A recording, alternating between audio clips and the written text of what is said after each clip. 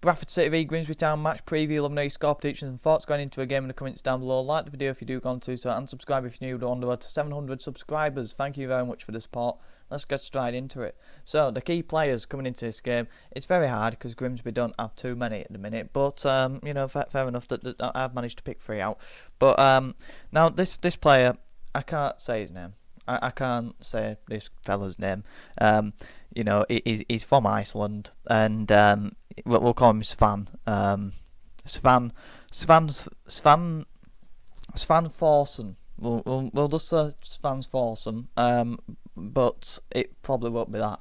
So he's a winger, very pacey winger at that. I think he was one of the quickest players in the Icelandic division last season, and he's very direct, wants to get at players. But the thing is, I think he had a bit of an injury from pre-season, so he hasn't really been up to full match sharpness so far. He's been coming off in games, but if he don't start on Saturday, which I think he will, he's going to have a very good season for Grimsby and will be one of their standout players. Charles Vernon obviously cupped his ears, did all that rubbish, didn't he, in the Carabao Cup when he scored his penalty because we said City reject. And in fairness, he wasn't a City reject because he rejected us. So there's some going that there was incorrect facts going on there, which he probably didn't like, but at the same time, respect that he played for us, and he shouldn't be doing that. But he did it, and he won't be getting a good reception now Saturday, so that's his fault, and let's hope he doesn't score. But in terms of him as a player, if he's injury free, he's one of the best players in League Two. It's getting him injury free that's the problem, and Grimsby had the same problem as us last season. This season for them hasn't been injured yet, but definitely one of the best players because we know how good of a player he is on his day. And Davis, the midfielder on loan from Wrexham, is also in there as well.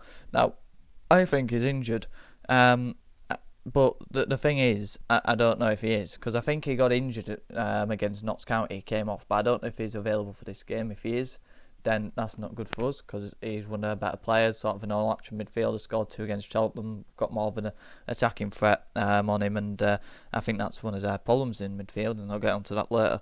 But definitely a good player on his day. Last time out then, Notts County smashed Grimsby Town 4-1 on Thursday night, and it was a poor game from Grimsby, and I'm sure they'll be quick to move on from it. Unfortunately for Grimsby, they haven't exactly moved away from that because they got smashed in midweek by Sheffield Wednesday, although you weren't expecting to get anything from it, at least try and keep it tight, but it was a smashing.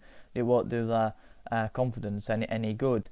So the leaking goals, and that's what they were doing before David Artell sort of switched his philosophy up at the back end of last season to get them over the line. They were much more pragmatic, and so far this season that is something they definitely haven't been in terms of leaking goals. They got overrun in midfield against Notts County. Dan Crowley were allowed too much space and time. They got the press wrong, the timing of it, which allowed Notts County to pop it in the pockets. Jody Jones run ragged as well, picked up loads of space out wide, and they just looked so dysfunctional in that game. And in terms of on the ball, they looked even worse than they were off it. I mean, they're a team that want to play out from the back, and they went away from that. They lost their identity. They were going more direct. It wasn't going anywhere. They didn't look to have a plan to go direct. It just looked desperate, and they couldn't create any chances in that second half. And it was such a comfortable game for Notts County. It took me by surprise. So they were really poor in that game, Grimsby. But if there's any Grimsby fans watching, let me know your thoughts on your start to the season, because obviously that's the only game I've watched of a full 90. But definitely didn't do any. I watched you against us, didn't I? Which I'll get on to next. Because that game in the head-to-head, which we've already played this season, we should have won that. I thought we were much a better team, to be honest with you. We played some good stuff. It wasn't our full-strength team either. Probably wasn't Grimsby's, to be fair. But I thought we had a better chance there, and on the penalties as well. It was unfortunate that our last one fell to Neil Byrne, but they just edged that and got over the line. But aside from that game, in terms of full 90, we're unbeaten in 22 games against Grimsby Town, which you'd have heard if you watched the video yesterday. If you haven't, it's massively appreciated if you go and watch it. But that's a very optimistic start. Andy Cook, unfortunately, is on the thumbnail today. you'd think he has a good record against Grimsby because he's fantastic against his former clubs. He's only scored 2 in 11 against Grimsby Town, and in terms of his record for Grimsby, I think they booed him in that game before he scored when he came off the pitch and he went and scored. He only scored 14 in 77 for Grimsby, which is probably his worst return at a football club, which did surprise me seeing both those stats. So, yeah, he hasn't got a good record against or playing for Grimsby Town. Hopefully, he can get 2 in 2, though, against them on Saturday. The dugout, then, is David Artell, who's in the Grimsby dugout. He has been since November, the back end of November last year. Kept them up last season, like I've touched on, had a different philosophy to what he came into, to what he finished the season with. Pre-season, he's gone back to that, because he believes that's the right way to play football. The right way to play football is to win football matches, I think we can all agree, and he had to revert to that way in terms of being more hard to break down and more direct last season. So I think that's probably the right way to play football with the squad you've got, and they haven't massively changed that squad, and he's trying to do things that they can't do. But in terms of what he did before and why I do rate him as manager, is at Crewe he was fantastic for them, and was a massive part in the foundations that have been built at Crewe, and what Lee Bell's now took on, and I can't remember the manager they had before Lee Bell, but they've got the same philosophy and the same identity, and they haven't lost that ever since I've known of Crewe Alexander, and that's partly down to David Artell.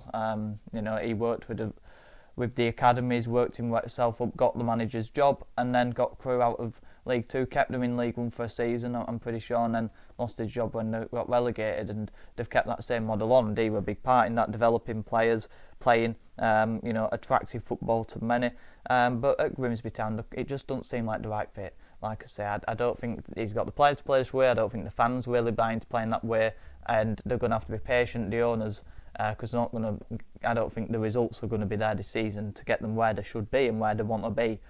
Grimsby, it could be a 3-4 year plan of having a couple of seasons in the bottom half, struggling, to then end up getting towards the players and out of League 2 where their fan base deserves to be. His record against Bradford City, only 3 games managed against Bradford City. Unfortunately, we've never beat a David Artell team, drawing under once, and he has beat us twice. Obviously 1-1 draw at the back end of last season, where Richie Small had scored a penalty. Unfortunately, he did miss the important penalty the other Tuesday night, which crashed us out of the Carabao Cup.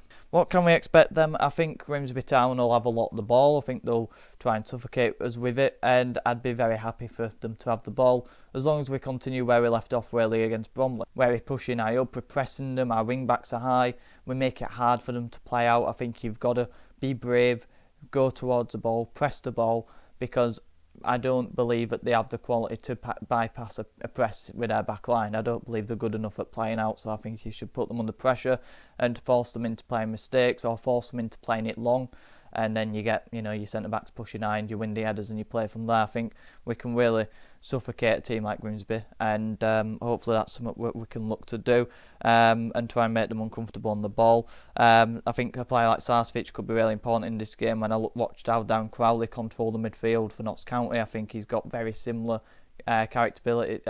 characteristics. Although Dan Crowley is a lot quicker, he can turn a lot quicker. Sarcevic hasn't really got that, but what he has got is the strength and the intelligence on the ball to pick a pass and to keep hold of the ball. So he could be really important in this game for us, and hopefully it's a game where we see the true Antoni Sarcevic. And I feel like we can really overrun the midfield. Like I say, that's where they got outdone by Notts County. They looked really weak in midfield. Luke Young might not be, Jordan Davis, the other Wrexham midfielder, could be out for this game. It's a weaker midfield. I feel like that's an area where we can exploit Grimsby. The ref watch then, it's Stephen Martin. Now he is a Championship standard referee. That part on the screen is the last Championship standard referee we had, and he was the Salford referee when the ball went over the line. So we haven't got a good record against Championship standard referees recently, and this one, he has refereed 7 Bradford City games, 5 draws, 1 defeat, 1 win. Not saying it's any of his doing, but it's not great, but he does tend to referee over 20 games a season in the Championship. I've watched a few of his just by recognising his face, and he isn't the best. I'll just leave it there. So my 11 for the match and my bench is on the screen now. Sam Walker starts in goal. Halliday, Baldwin, Byrne, Kelly and Wright as the backline. Wright keeps his place. Hopefully he can continue his form from Saturday. Small, Sarcevic and Patterson at unchanged midfield, but the change comes up front with Sanderson in for Kavanagh. Really unimpressive Kavanagh so far this season. I think Sanderson deserves a game, a full night to see what he's all about. The subs: Doyle, Shepherd, Odvar Point and Gilead, Kavanagh and Ibbotson. I feel like we need a big striker on the bench. Ibbotson is sort of that, but physicality won't be there. But I just think we can expose him to a match day squad. Maybe don't need to get him on, but when you look at the lack of options up front, Young's going to go, Oliver's injured, Smith needs to go. Let's get him on the bench and see what he's about. My score prediction for the game, I'm going to go with a 1-0 City win. I said that on the preview on yesterday night, and I think I've said 1-0 in every one of our games and we're unbeaten, so I'm going to keep going with that. If there's something in that, there's something in it. I've been wearing the shorts as well, carrying on from last season. Unbeaten in shorts, although I have mixed the shorts up. It was black shorts all last season for the final 8 where we were unbeaten. I don't think I've worn the black shorts yet. I've worn blue shorts and grey sort of white shorts for a couple of the games. So yes, that's continuing, but I've also been to all of those games from last season. This season Grimsby is the first one I ain't going to, unfortunately, so I might be the good luck omen. Talking of I might, though, don't say you don't ever learn anything from me, especially when it comes to these sorts of things. I just know these things. I don't know why, but we have famous singers. I've looked at Grimsby's, they don't really have anyone famous. Lloyd Griffith is the only one that ever comes to mind, and if Lloyd Griffith is the famous person from your city, town, place you're born in, you're not doing well at producing talent. Bradford, on the other hand, we've got them coming out of our backsides. They just fly out and onto the scene. There's too many. There's obviously Dynamo, Zayn Malik, of course, but City fans, so fair enough. But I'm not going to be playing any of his music anytime soon. Smokey for the older ones, brilliant band. And then Shakin' Stevens. Bradford produced Shakin' Stevens. I bet you never knew that. So that's one for the quiz, or for the family quiz at Christmas. That's the one for whenever you need to use it. Bradford produced Shakin' Stevens. That's the fact of the month, year, maybe. Now, technically we didn't, because he was born in Wales, but his dad was born in Bradford, and he was a mining family, and moved to Cardiff, and that's where Shaky was, formed by his mum and dad.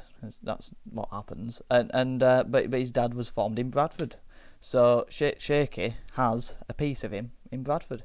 Like the video if you did, subscribe if you're new, and if you like the content, it's massively appreciated. Let me know your thoughts in the comments down below. Have a good one.